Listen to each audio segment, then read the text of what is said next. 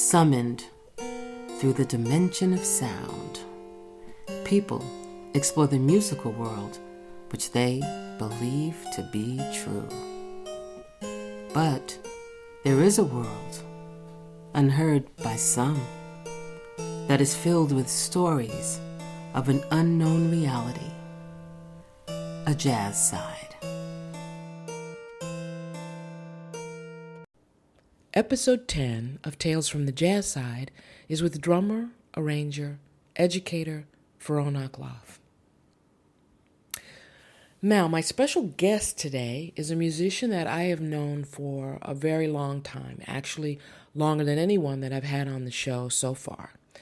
And I've always looked at, and still do, look at Pheeroan as a mentor. When I met him, I was still under the tutelage of Big Nick Nicholas, and the jazz scene was at that time altering significantly. And so I was at the tail end of the days in New York City when club owners really wouldn't hire a band unless they had a singer. So with that progressive change, along with the music, it became necessary for a singer to hire their own band. So I started my own band. And I worked with some great musicians, great players at the time, and they were all out of Michigan. Brian Halpern was on piano, Scott Butterfield on bass, and of course, Pheeroan akLaff on drums. And at the time, working with this band, I had no idea what kind of impact, all of the things that I would learn working with these guys, especially Pheeroan. Now, some of the good things that came out of this transition, I learned about the ins and outs of being a band leader, from the music part, such as preparing your charts and everything, to the business side where you're booking your own gigs. And with the assistance of Pheeroan, I also learned a new way to perceive and listen to music. I feel, and always have, Pheeroan is an interpreter of the unknown. And last episode, I spoke of this concept of the creative person. A truly creative person brings a little of the unknown to the known. And I feel that Pheeroan is a perfect example of this. There's a face that we show the world, and there's a face that we show ourselves when we look in the mirror. And before you can be true to yourself, you first have to be honest with yourself. No lies.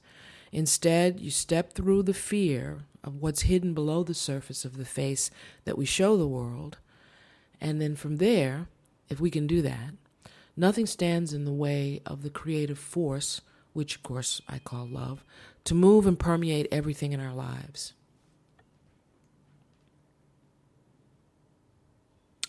Pheeroan is a dynamic, creative energy.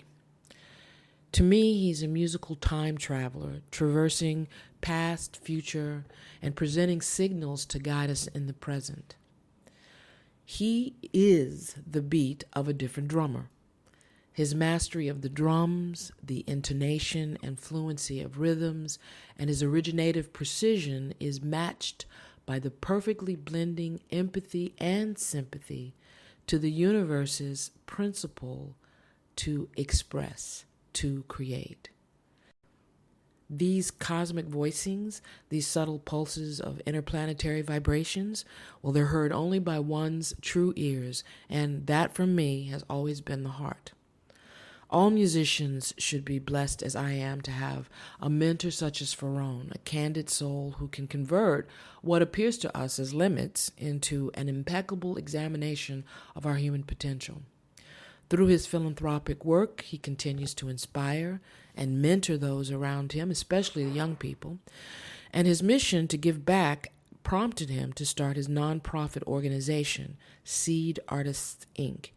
And it was started back in 2006 in Brooklyn and is now located in Montclair, New Jersey. Last episode, I had a marvelous bassist, Sean Conley, on, and we talked briefly about the two of us performing in the upcoming Eric Dolphy Freedom of Sound event that's happening May 30th and 31st. There is so much to share about this extraordinary musician that cannot be covered in an hour show, and so I'll have to have him back to do another show. But, as Michael Franks would say, in the meantime, find out more about Pheeroan akLaff by visiting his website, www.pheroanakLaff.com, or his organization, Seed Artists Inc., www.seedartists.org. Join me on Tales from the Jazz Side with my guest, Pheeroan, akLaff. My guest today is jazz drummer, composer, Pheeroan, akLaff. Hi, Pheeroan. Hello, V. Thank you for being a guest on Tales from the Jazz Side. Certainly. Okay, now, where do we start? You and I go way, way back in the day when... Back in the day when I thought that you had the most distinctive voice and particularly regional accent. Wow. Okay. Well, I do have a regional, and I still do at times. But, well, speaking of backgrounds and regional backgrounds, once again, I always do a lot of research on the artists that I have on the show, and I always find that I discover things that I didn't know anything about. Now, I've known you for a long time, and there were some things that I never knew about you. And, what's interesting is how we selectively participate in someone else's life when we're young, the things that we pick up and the things that we don't. Now, you grew up in Detroit, Michigan. Right? That's still a safe thing to have researched. And wait, what? Okay, and you have a younger brother and an older brother, right? And 4 sisters, right? And besides your older brother Eric, who is classical pianist, right? Was anybody else in your family play instruments? Well, we had lessons. We all had lessons from time to time, but no one continued to play their instruments past, perhaps middle school. And I really had no idea I was going to play for real, so to speak. I was not in a position of thinking that I would have a chance in music performance. Really? Now, did you always start with drums, or was Yeah, well, it started off a little oddly because my first application to the middle school teacher was to play trumpet. Oh. But they didn't have they were crowded that this is when you could get either music or art lessons. They were too crowded for music, so he said, well, why don't you take art this year, and then this semester, and then next semester come back, we'll put you in. So then I come back, so I'd written down trumpet because my father would always listen to Clifford Brown, Max Roach, studying Brown. I grew up with that, like in my, you figure they recorded this thing 2 months after I was born. Yeah. They recorded Studying Brown, or a month or so after I was born. My father probably bought it that spring, so I've been listening to it that long. Wow. So I had trumpet written on my little scorecard, and the guy himself was a trumpet player, middle school teacher, Mr. Schultze. So I go to art, and the art teacher is nuts, bona fide nuts. I'll tell you how nuts she was. Everyone would think of artists as being a little bit nuts anyway when we were kids, right? We all knew, the artist people, they're a little nuts. Right. I'll never forget, this woman was she was on nerves end every moment dealing with these little kids and trying to get them to understand art. She was the most unusually manic person to watch. And one day, one student said to her that they didn't have a lunch. And she says, "Oh, you don't have a lunch?" She said, "Well, here, let's split this apple." And she took a Washington Delicious apple and split it in in half, just like this, with her hands, like with her two hands, like a martial artist. And we all looked around and said, "Oh no, who are we in the hands of?" You know. Oh my God! Wow. Yeah. So this is a unique lady. So needless to say, I didn't want to take art. I was early in the music application line. Right. So, wow. So anyway, so that next semester I get to Miss Schultze early, and he says, Maddox, are you Eric's brother? And I said, yeah. He's, well, why didn't you tell me that last semester? What do you? Oh, so interesting. yeah, so I'm thinking, oh wow, I should have used my big brother's genius as like a wedge to get pushed in the front of the line for music. Wow. Well, of course he would know. You come from a music family. You'll excel. You'll be able to do this. You'll get some form of discipline in there. Yeah, you're genuinely excited and inspired to do this. So anyway, so that year I switched my scorecard to drums. Oh. So I wanted to study drums. So fortunately, the guy took a liking to us. Because middle school band experiences and high school band experiences are not always joyous. No. Well, this guy was really joyous. Okay. And he had us play because my friend Arturo broke his wrist. He was the number one drummer, but he broke his wrist. Oh, what? How did he break his wrist? I don't know, as kids do. Well, how old were you guys? I did middle school. I mean, junior high school. What is that? 12? 13 around that. Okay. Something like that. so I got a chance to play the drum solo on Cute. Really? Yes. Wow. So we played Cute in our junior high school. school. So that was your first on the stage kind of thing that was it. Did you have the whole kit, or did you just have? No, we made up a drum set. He found a foot pedal. Yeah, really? And we hung the cymbal from somewhere. We didn't have a hi-hat. We put all the tom-toms on snare stand. So we were making up a set just like it's 1911. just like Baby Dolls. Before it was before anybody defined configurations for it. Yeah. Wow. Oh, yeah. So now, another thing that I noticed when I was looking at your scattered biography all over, there are different places, was that you studied speech and drama in college. And I thought that was really interesting. But that's like kind of let's say, a relative study. A relative study? Well, you know what I got? Well, no, but the thing is when I actually thought about that, and it really clarified for me, I've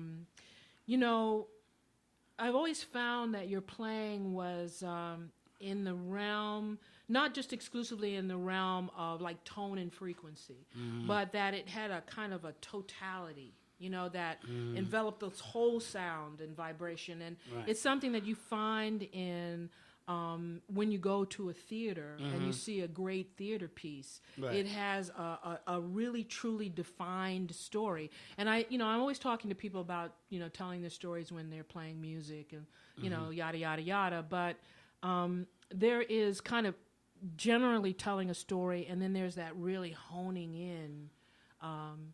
So it's just crystal clear, and that's what I feel when I hear you play. It's so exact, and it's full of all of these different colors, and it's just brilliant. I remember the first time I heard you play, first of all, I thought, oh my God, he has just two hands, but it sounded like you had like 900 arms and hands. Yeah, we're going into the mythic levels. But yeah, I have to take credit for being a little tricky with my words. in school, I didn't study speech and drama. I studied whatever I thought I was going to be doing that day. Oh, And, okay. you know, and so, but it turns out. What do you mean? What What do you mean? what it turns out, first of all, the only reason I tell people that is just they know that they actually let me in. Okay. You know, you know, but believe me, there was no studying going on of any major. The one thing that I did do is I jammed with my roommate, who a painter, who played keyboards. Okay. And we would jam in the room, and of course I discovered lots of libraries of particularly world music, you know, music from all around the world. And then I got drafted into playing into a semi-professional or maybe professional even band, a couple of them, and that was really all I was interested in doing. I was almost like the college athlete, you know. It's like I didn't go to class. The only class I went, the only class I went to in my right mind, let's say, was comparative political analysis. And why was that? Why that? Well, I know you, because but why you know, of course, I'm a you know, one of the babies of that era that really you figure early 1970s. You know, we were listening to people like Nikki Giovanni, for example, who I just heard on the radio the other day. And you did some stuff with Amira Baraka, right? Yeah. Yeah. My work and my path has always been adorned with social concerns, human rights and justice works, and it comes up in the most unusual ways. Yeah. And one of the things that I realized about performance was that when it is well directed, then there's a number of inexplicable and extremely applicable events that are triggered in our minds and in our hearts, and the synapse that turns us into little newer beings. Yeah. And in order to use all of the space, and even the space that we cannot immediately conceive of, it's important to ask for that humility on a continual basis, so that when you are on the bandstand, it is not just a bandstand anymore. You know, it really is a place of sacred work. And so that is not, you know, that really means you have to take the, you know, garb off. Yeah. And get to work. Right. Drop the ego, get rid of that, and just be open. Yeah. Completely open Yeah. for what. Yeah. And that is what I've learned that may be close to what people do in theatrical works, and is also something that the drum lends itself to anyway. It's such a dramatic instrument. Yeah, it is. You know, I mean, they always. It's like, that's why I was curious as to, you know, of course, trumpet to start, but what was it about the drums that made you want to do? Well, what happened was, it was not just the drums; it was rhythm, because what the drums reminded me of the rhythmic universe right. that I experience from vision, from memory, from olfactory senses, from symbolism, Okay. from all kinds of ways in which either glyph or gesture communicates something that says either, hey, there's no difference between you and I. Right, right. How close is it, our oneness, that we are, how did we get, what is the significance of our appearing to be separate entities from all this that is whole? You know, little messages that allow us to think in those terms have a funny way of coming up after hearing drums. Yeah, yeah. I mean, especially if you're having drums served, you know, in the style with ma, you know, where there is that interpretive space. And, yeah. That's interesting because it does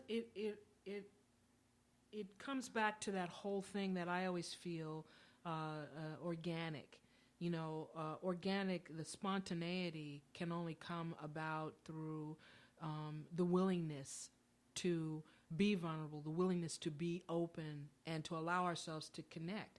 I think the power of a real performance, or when you hear people play, isn't what each individual is playing technically, but it's that willingness to trust the person that you're playing with on stage, you know, and to allow yourself to be vulnerable. And it's sort of like when those people you think of that, you know, where you just fall back and then everybody, people are supposed to be there to catch you. Yeah.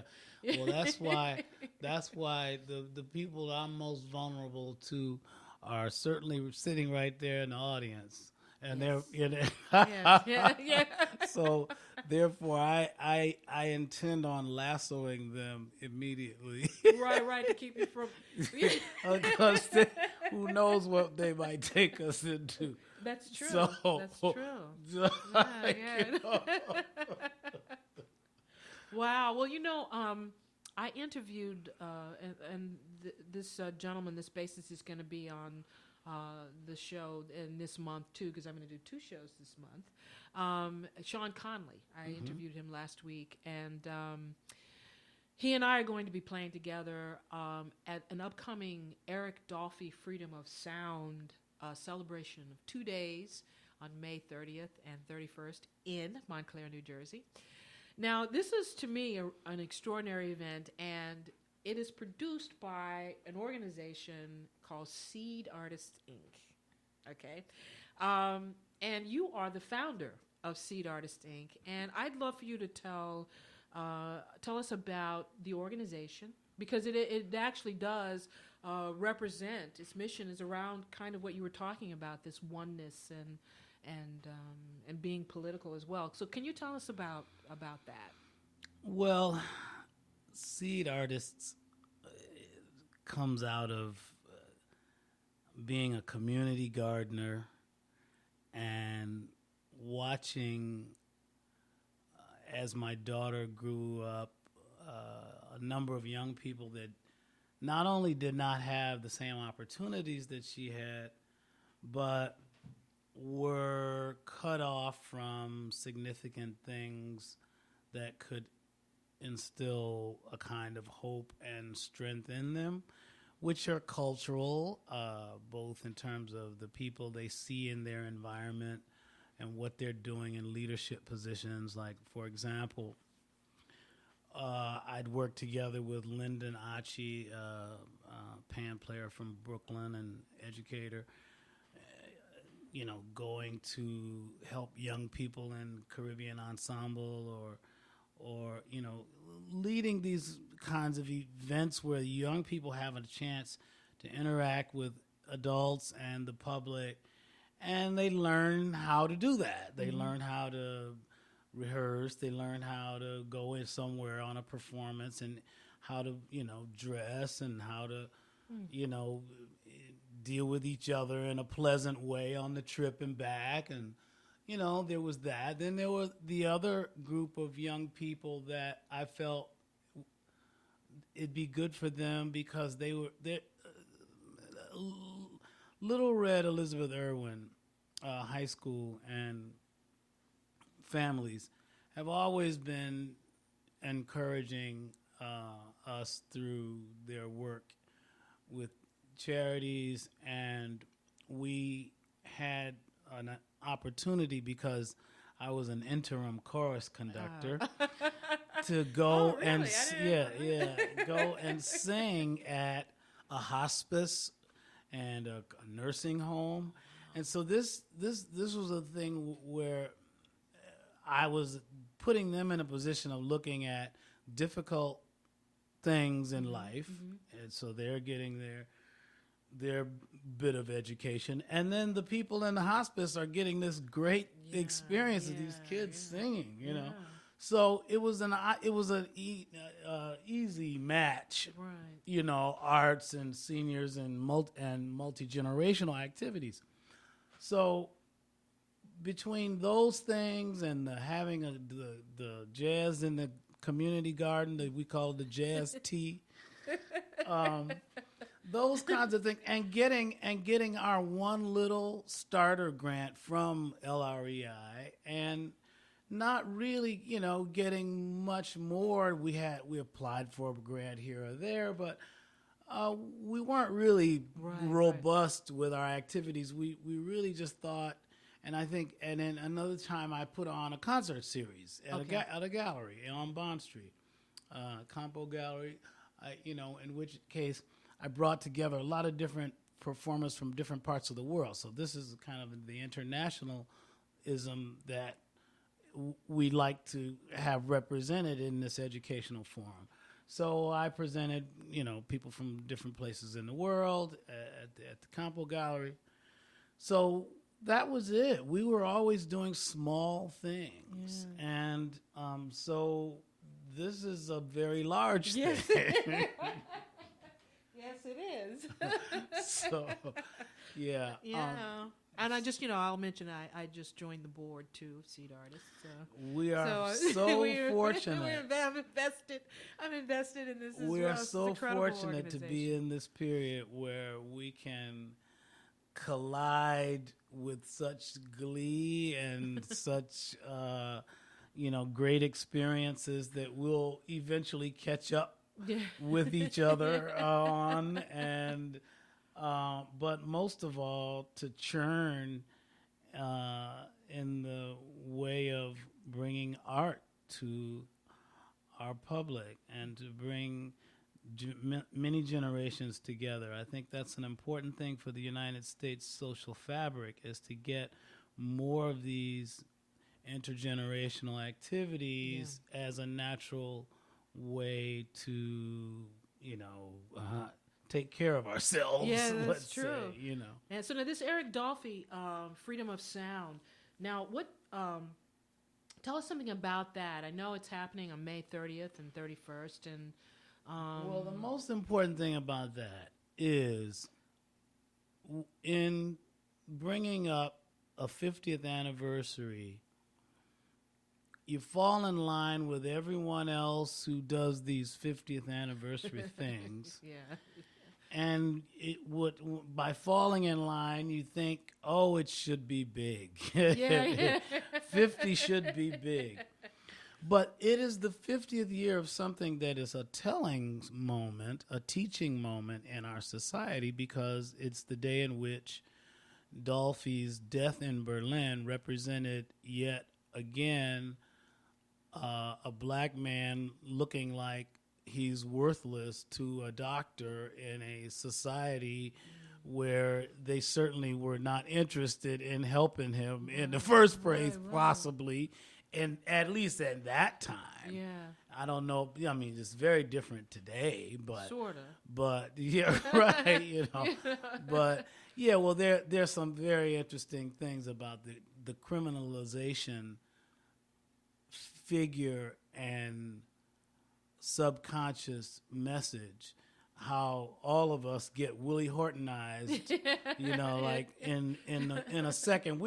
By now we forget about it. You know, we forget about it. Then when it comes up, then we end up some crazy stuff happens. Like what?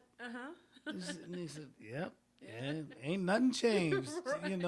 that kind of thing, So we're trying to be in a proactive, if that is not a superfluous statement. Oh, that's the ringtone on his phone, just in case you guys were wondering what that is. Because we So record this straight through. You know that, I right? know, There's I no know. edits. I know that was my brain tickling. That was My brain was telling me, stop telling all those stories. no, that's you why know. you're here is to tell the stories. Is it? That's really interesting about Dolphy. In he was in a hospital. What was the story? Well, to be honest, I am not the one to give you all the details. Where can we find all the details? All the details, if you go to our website, seedartist.org, Okay. you will get so much information on Eric Dolphy and mostly the good stuff. Okay. But in fact, it's all good stuff. It's almost like this was almost like a sacrificial act of scriptural significance. When you think about it, because Right. everybody has such great things to say about him as a person. He was an angelic person. And then all of a sudden, bam, the Creator takes him just like an angel Right. of youth at their peak, and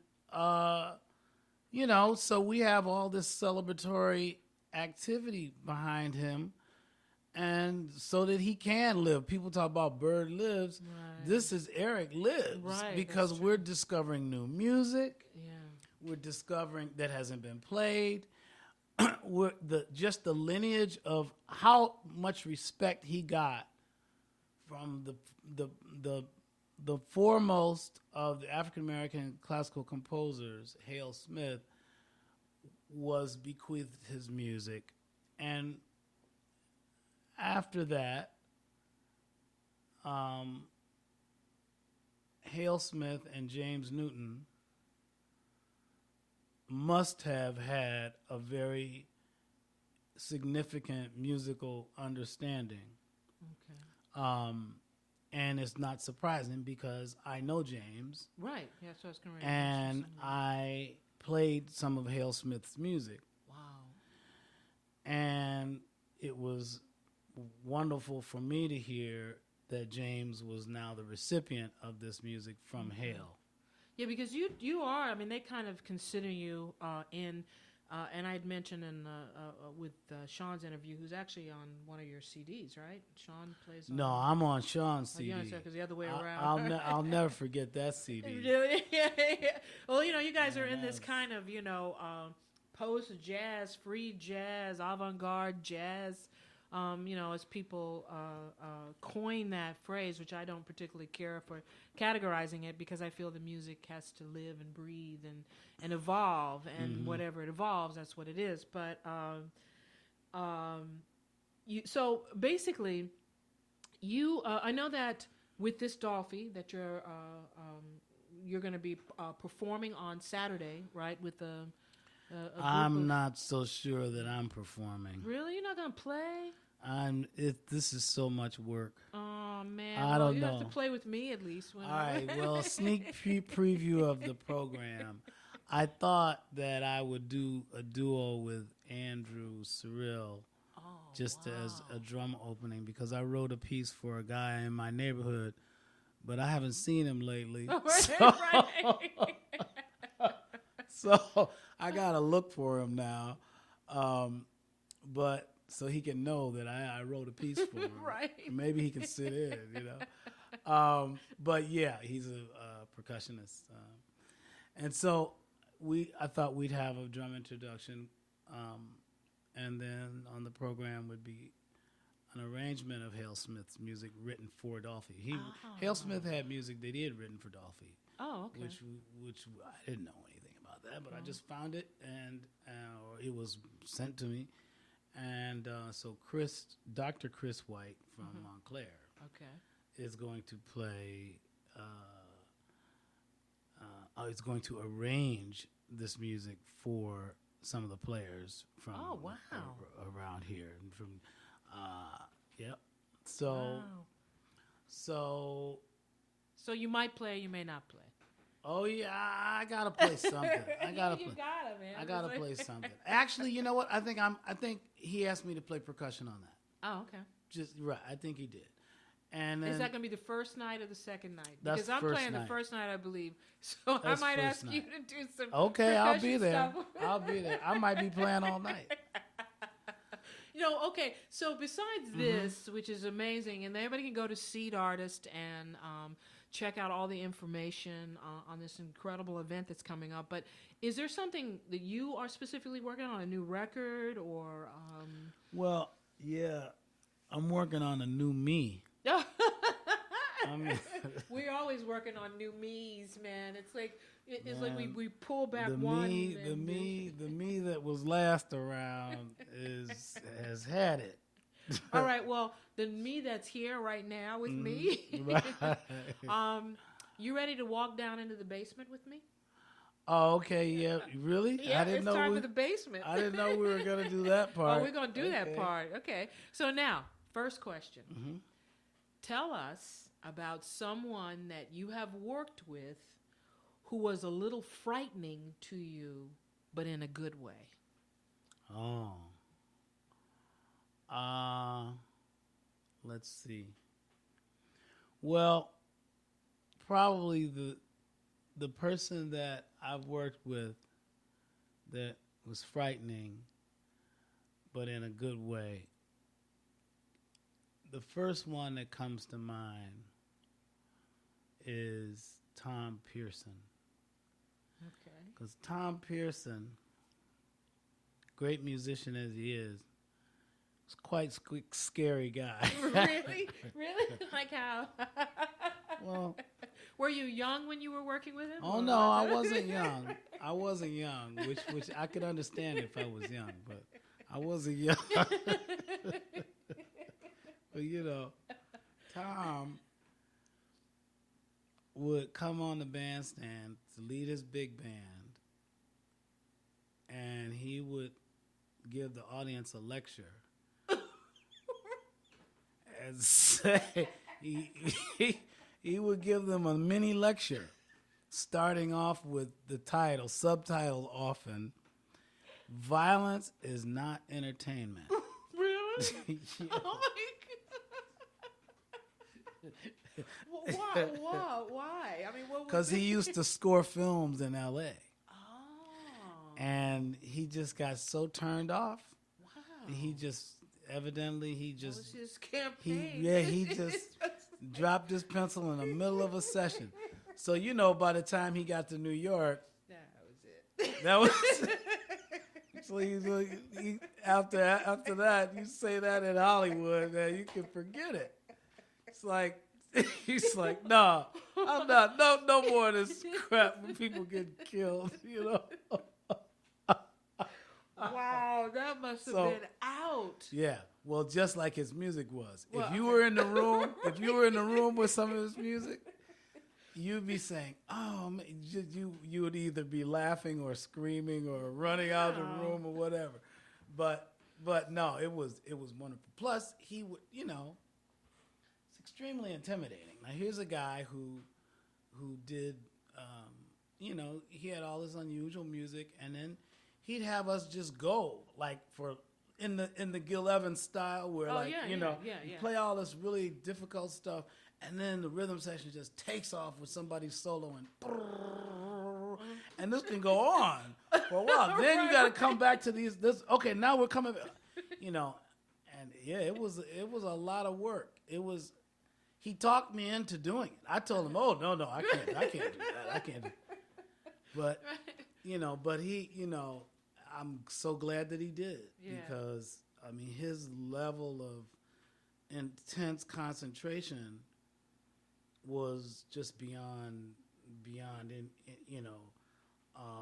and it wasn't just his concentration, his music, but he had put together 18 incredibly great musicians. So this is Yeah. Wow. whoa, Wow, right. you And know, then this Yeah. So extremely organic spontaneity. Oh yeah. Yeah. I mean, in addition to then playing all that music that's off that's the also horns written and wow. and intense like he was, and so that was intimidating In a good way. in a good way. Scary in a good way. Okay, so now second question. Mm-hmm. What is the scariest work in any medium, like a painting, a photograph, a book, a movie, TV, radio show, whatever, that you've encountered, that kind of scares you? Like some people have, someone was saying, I'm trying to remember, I forget, somebody was talking about one of these movies scared the hell out of them, and they don't know why, it just scared them, So is there a book, what is it in your medium that or it may not be, you might not have anything. Well, some people aren't afraid of. Well, I'm really the kind of person that when a ghost comes in the room, I say, "What? What do you want?" Okay, just ask me later. It's not that I don't have most of my fears are based on reality. Oh, really? They're not. There's I don't have a scary book that just because. Well, I mean, mean, with like there are a lot of lot of weird things like of mice and men is a little creepy. So that's interesting. Yeah, that's a little creepy. That's like if there's certain things you don't want to think about again. Right. And because my mind is so impressionable. I don't go to Hollywood. I Really? boycott Hollywood. Really? Oh yeah, Hollywood has put more degrading images for the subconscious mind than any other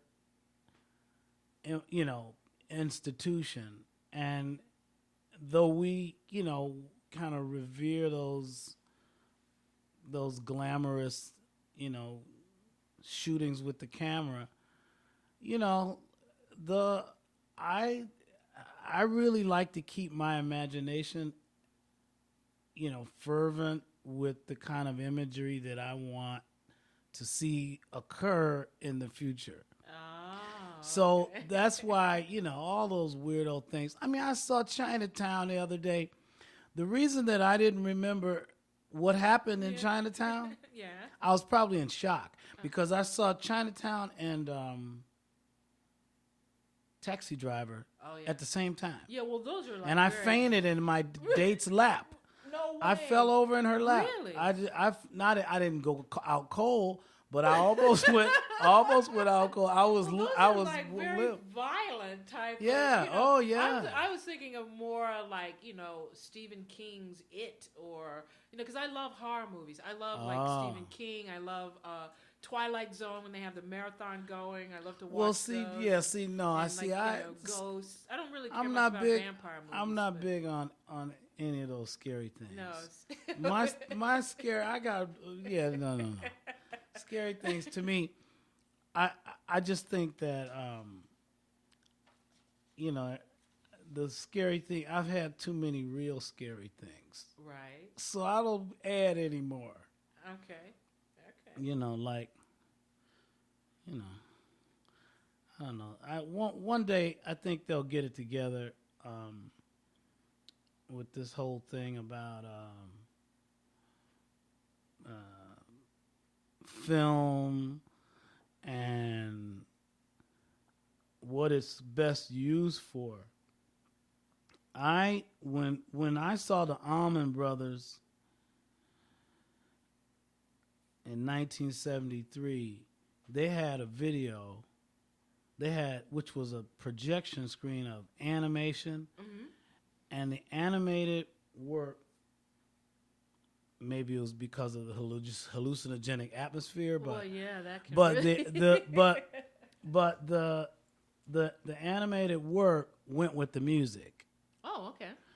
And I thought after that, once we have videos or music videos, they will be like this. They will all be like educative tools to more appreciate the music that's being played. Yeah. And then we get fast forward to 1989, and you got grinding and and skivvies flopping, on whatever they call or it, whatever that it's like. twerking or Oh whatever. my God! That's just because we getting old. Yeah, well, I guess so. Because you remember the twist was like, oh my God, they're doing the twist. It was the most vile, provocative. If you did twist as a girl when I was growing up, you were like, not a good girl, that kind of stuff. So, okay, well, so you don't, there's more of real life that has a scary aspect to you, for you. But okay, when I'm in Austria in a small town and I'm drinking schnapps, yeah, and snorting snuff, yeah, and go up to the upstairs to use the bathroom, right. and I see guys in their old Nazi uniforms. It's like, damn, man. How do that you is scary. And I come back downstairs and I come and say, oh, okay, man. Now, where were we?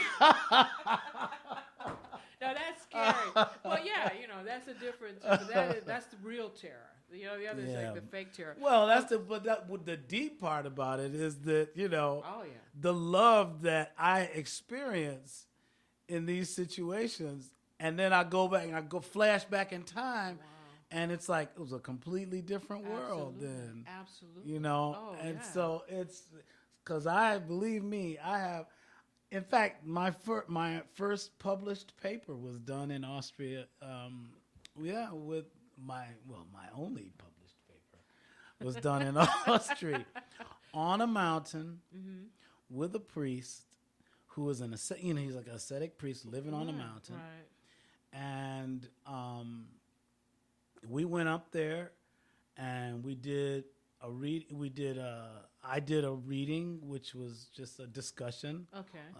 Because it was a conference on art and spirituality. Okay, yeah, that's what. An author, a real author, right. read from his book, and then I read, from my paper on where I thought jazz fit in spirituality. Oh, really? What? It was all tongue in cheek. It was not serious at all. Really? It was. But the one that got the last laugh was nature, because a friend of mine says, "Oh, you should play when you go do your talk." I'm thinking, okay, well, maybe I hadn't thought about that, but okay. So I get there and I ask Peter. I said, well, should I play tomorrow?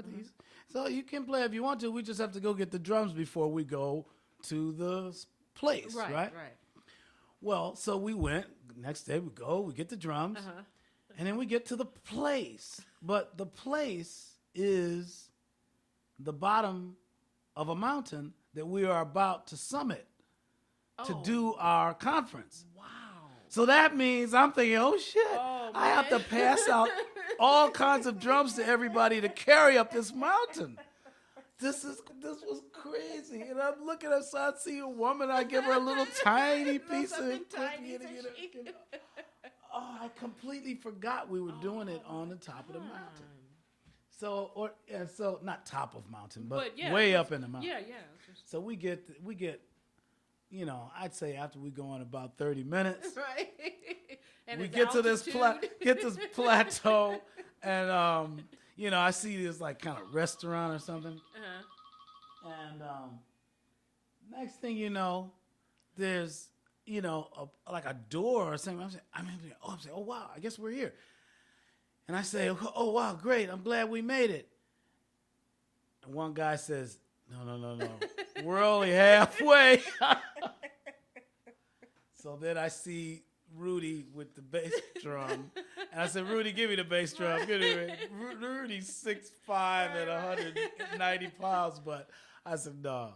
Let me take the bass drum. So I put the bass drum on my head, and we went on up to the top of the mountain. And you guys played up there? Only me, just drums. Oh, but you had them carrying. That's what I was supposed to. I felt so bad. It was just so I had to play my buns off. Oh well, yeah, you have to make up. Like Max said, I had to play my fanny off. You got people carrying us stuff up and down the mountain. Oh my goodness. Well, this is a great segue into the third question, which is, what is the scariest thing that ever happened to you while performing live?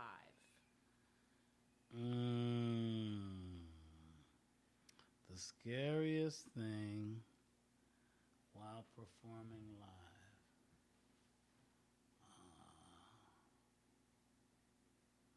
Well, usually the scariest thing, which may occur every 4 or 5 years, is when a piece of equipment breaks at a key moment in a very particular situation.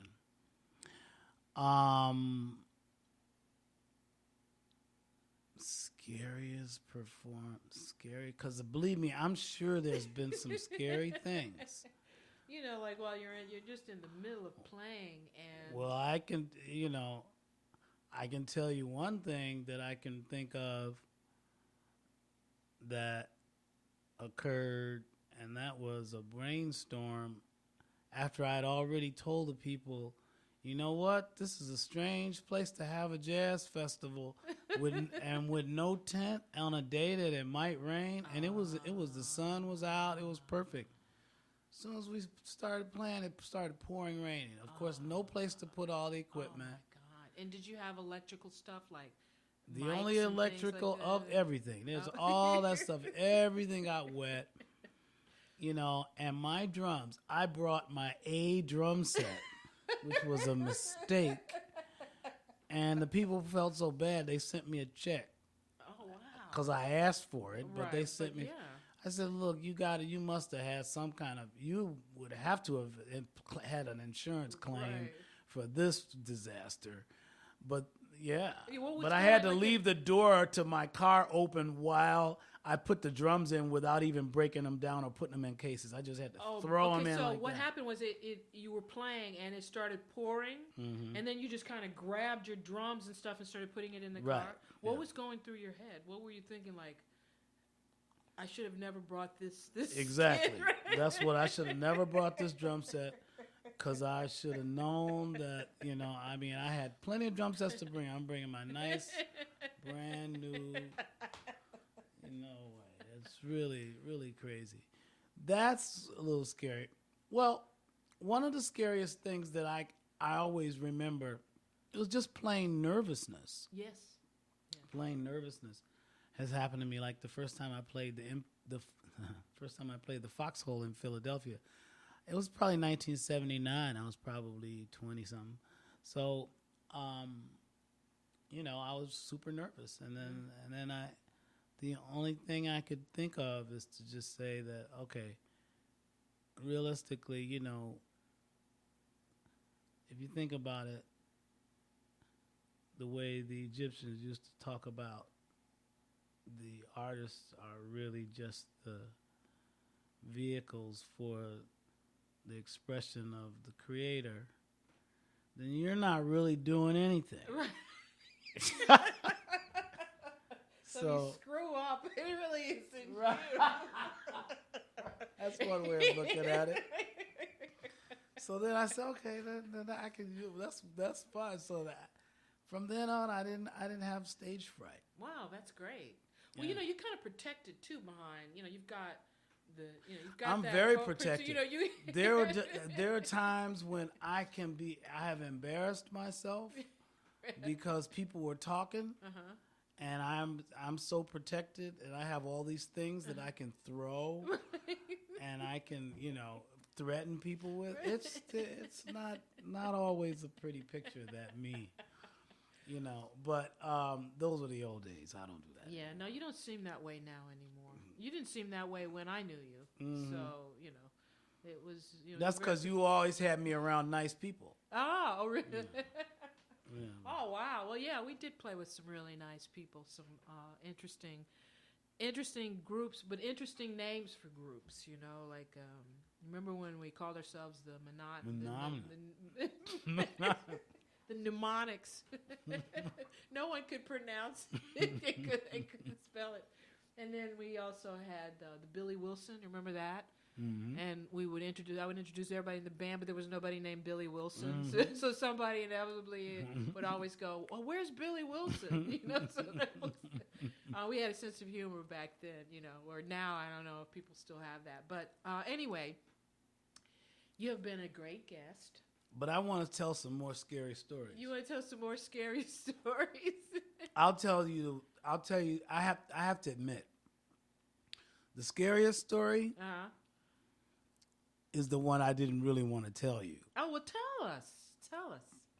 Because this is what this is about. This is a show But about... the people in Chicago in 2012, they certainly got a nice experience. Well, I had just come back from Japan, had jet lag, then I flew to Chicago. It was September. So in Chicago, it's still kind of cold. So I was wearing wool pants, wool shirt. Okay. And I thought, well, maybe I'll go eat something and take a nap. Okay. That would have been a good idea. Of course, I didn't do that. I turned on a baseball game and I ironed my clothes. Then the singer said, well, let's go eat early. So I get downstairs. She's not there. I'm waiting around. Oh, okay, well, then I said, okay, we're going to miss that. We'll just go eat with the band. We go eat with the band. The band's going to eat after sound check. Okay, we do the sound check. Then the band goes to eat. Then the restaurant says, oh, there's too many people. And say, what are you kidding? This is the band. No, we can't. People were crazy. So we had to go across town to get something to eat and rush the food down, come back, hit the bandstand, boom. And I didn't change into my nice cotton clothes that I had ironed because I was thinking, well, it might be a little cold out there on the bandstand and, This was outdoors? This is an outdoors? No, it's indoors in a big, huge, old building in the University of Chicago. Oh, okay. Which I found out, it is known for being hot, which I didn't know. Meanwhile, I'm there with my wool clothes. Oh, and not to mention, the hotel had a pool, a very nice pool. So I swam a few links. I swam and had a short sauna. Okay, and then put your wool stuff back on. And then put my wool stuff back on and then go and do all the stuff. And I realize, but I don't realize until it's the last tune. The last tune, my body is saying, you know what? You ate that food too fast. And it's all sitting up here. Now you expended all of this energy. You had me working like mad, trying to digest this food. And you haven't slept in 22 hours. Well, and I said to myself, well, I feel terrible, but this is the last tune. Right. Right? So I counted the tune off. Next thing you know, the saxophone player and the bass player were picking me up off the floor. No. Yes. Really? Yes. What happened? What happened? What do you think happened? You just passed I out? passed out. You were so hot. You just passed out? Yeah. Wow. Yeah. So How many people were in there? There was a piano player. There was. I mean, like in the audience, Yeah, there was probably 2,000 people there. So good 2,000. And they always say, "Are you all right, man?" Well, that's the thing. But no, the craziest part is not the fact that I'm sure what they saw was spectacular. But right. But when I go back over and I think about it, the bass player continued to play while picking me up. The saxophone player puts his horn down, runs over to me, and so the two of them are picking me up. And they said that I was saying, the jet lag got me, the jet lag got me.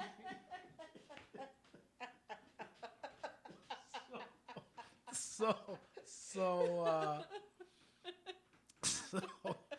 anyway, so they take me backstage. Oh, wow. And the piano player is still playing. Yes, of course. And the bass player is still playing. And then the saxophone player goes and sits on the drums. Oh. Because the singer is out in the audience because it's the last tune. So she's doing the thing of going out and singing to the audience because she has a cordless mic. She had no idea.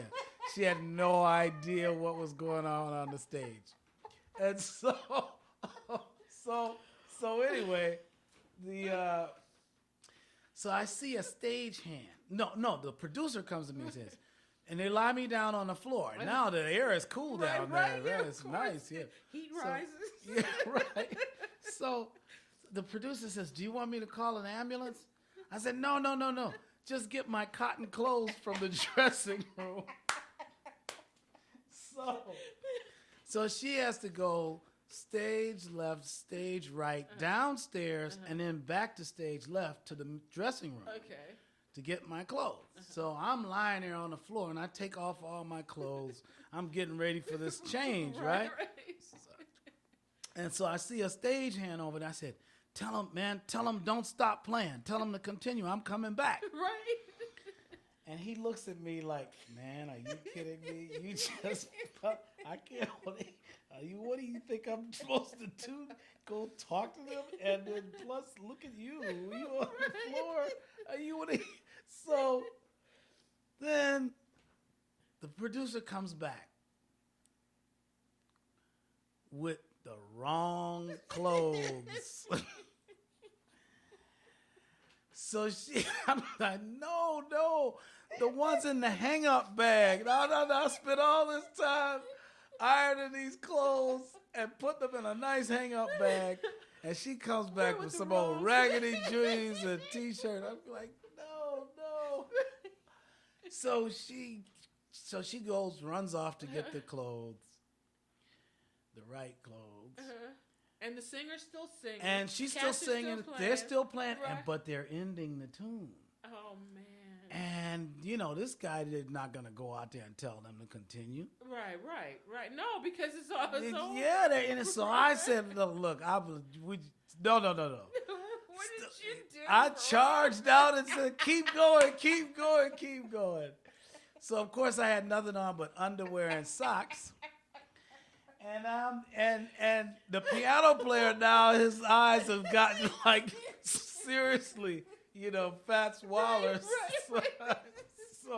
So, and the singer comes back to the bandstand, and I don't have any clothes on, so she missed the whole thing. She didn't know what she missed was the like, whole what thing. The hell? She went away, and she came back, and I had on underwear. Oh my! And of course, number of photography going on. Pictures, right. Did the audience jump to their feet though and do like? No, they didn't.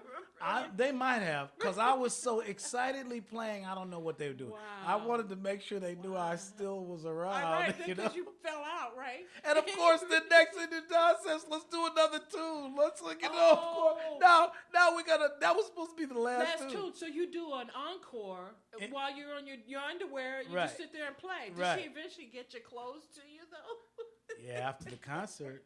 I did, but I said I'm starting to feel comfortable like this. Why bother putting on my clothes now? Because you know how drummers don't really like to wear jackets anyway. You guys need to be free. That is a great story. Wow. Only to you though. That's the only thing that would ever happen to Pheeroan. I don't know if that would happen to anybody else that I know. But getting rescued is a theme in my life. Yeah, so did you ever work with her again? Yeah, man. They everybody started saying, "Well, who's gonna do it next? This is gonna be part of our act.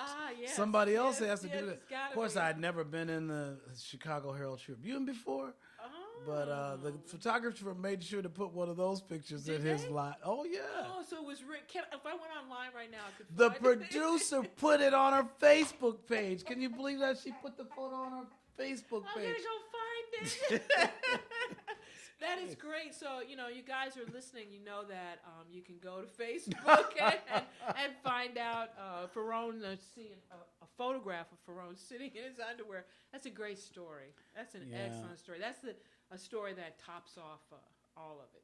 It If can you be want to see, frightening. if you want to see, you really want to be frightened, you go find that picture. Yeah, well, we're going to do a visual effect this time. You know, the story, and then there'll be a visual on the page. But this has been just incredible. I've enjoyed this so much, and of course, I have to have you come back. Yes, so you can think more about some scary stuff. But it has been wonderful, and I really do so appreciate you and you being on the show. Thank you for doing this. Well. Yes, you as yes. well, V. Okay, Thank so you. that wraps it up for us on Tales from the Jazz side. Ta-da! That's it. Tell you. Oh, well, tell us. Because this is what this is about. This is a show But about... the people in Chicago in 2012, they certainly got a nice experience. Well, I had just come back from Japan, had jet lag, then I flew to Chicago. It was September. So in Chicago, it's still kind of cold. So I was wearing wool pants, wool shirt. Okay. And I thought, well, maybe I'll go eat something and take a nap. Okay. That would have been a good idea. Of course, I didn't do that. I turned on a baseball game and I ironed my clothes. Then the singer said, well, let's go eat earlier. So I get downstairs. She's not there. I'm waiting around. Okay, well, then I said, okay, we're going to miss that. We'll just go eat with the band. We go eat with the band. The band's going to eat after sound check. Okay, we do the sound check. Then the band goes to eat. Then the restaurant says, oh, there's too many people. He said, what are you kidding? This is the band. No, we can't. People were crazy. So we had to go across town to get something to eat and rush the food down, come back, hit the bandstand, boom. And I didn't change into my nice cotton clothes that I had ironed because I was thinking, well, it might be a little cold out there on the bandstand and, This was outdoors? This is an outdoors? No, it's indoors in a big, huge, old building in the University of Chicago. Oh, okay. Which I found out, it is known for being hot, which I didn't know. Meanwhile, I'm there with my wool clothes. Oh, and not to mention, the hotel had a pool, a very nice pool. So I swam a few links. I swam and had a short sauna. Okay, and then put your wool stuff back on. And then put my wool stuff back on and then go and do all the stuff. And I realize, but I don't realize until it's the last tune. The last tune, my body is saying, you know what? You ate that food too fast. And it's all sitting up here. Now you expended all of this energy. You had me working like mad, trying to digest this food. And you haven't slept in 22 hours. Well, and I said to myself, well, I feel terrible, but this is the last tune. Right. Right? So I counted the tune off. Next thing you know, the saxophone player and the bass player were picking me up off the floor. No. Yes. Really? Yes. What happened? What happened? What do you think happened? You just passed I out? passed out. You were so hot. You just passed out? Yeah. Wow. Yeah. So How many people were in there was a piano player, there was I mean, like in the audience, Yeah, there was probably 2,000 people there. So it's a good 2,000. They always say, "Are you all right, man?" You know Well, what I mean? well, that's the thing. But no, the craziest part is not the fact that I'm sure what they saw was spectacular. But Right. but when I go back over and I think about it, the bass player continued to play while picking me up. The saxophone player puts his horn down, runs over to me, and so the two of them are picking me up. And they said that I was saying, the jet lag got me. The jet lag got me.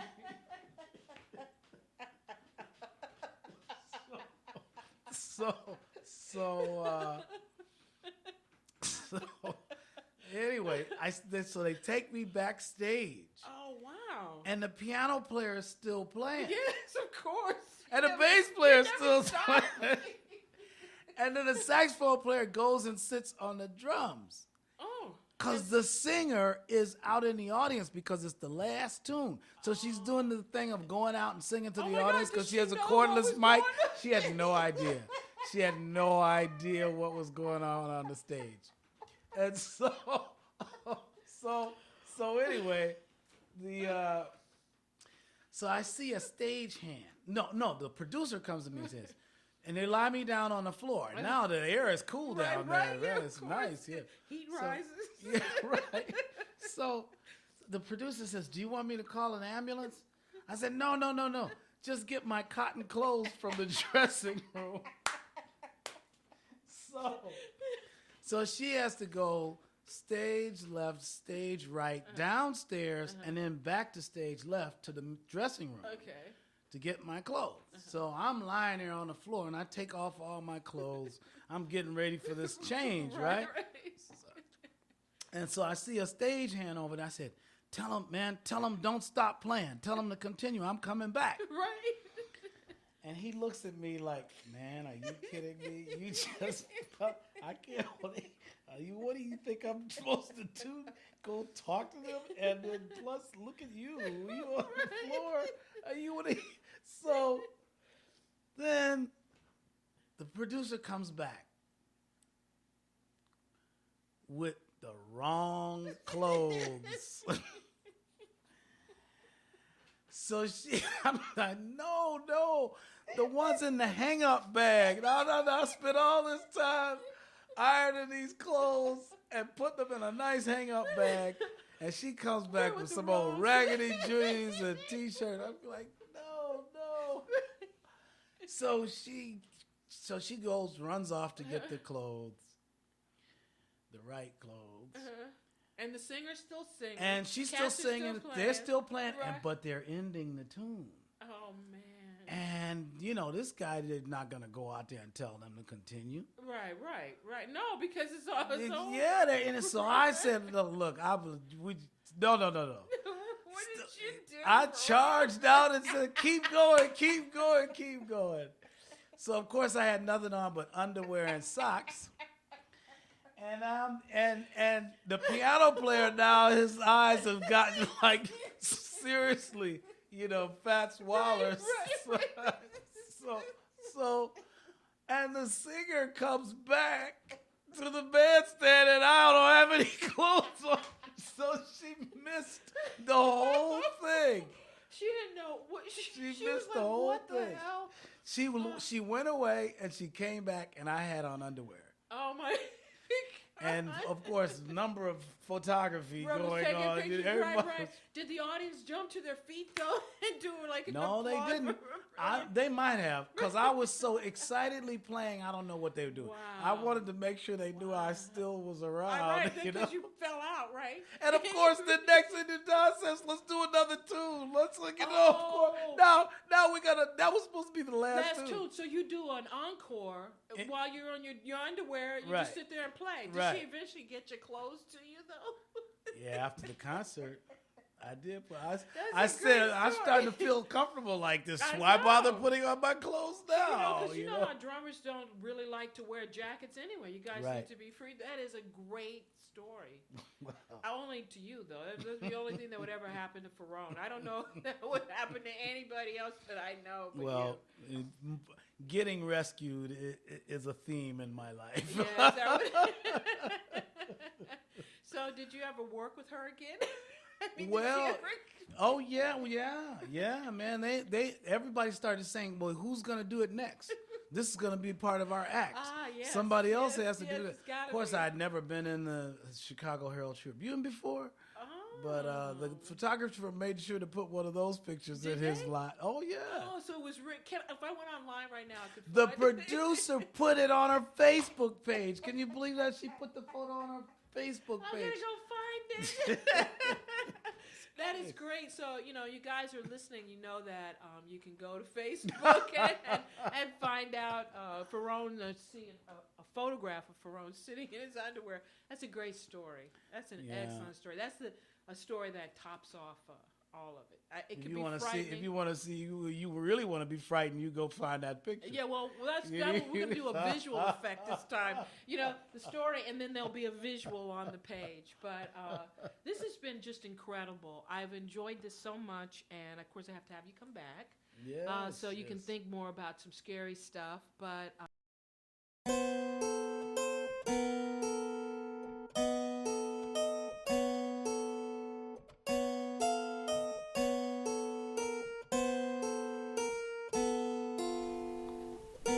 The jazz side is always there, waiting for us to enter and waiting to enter us.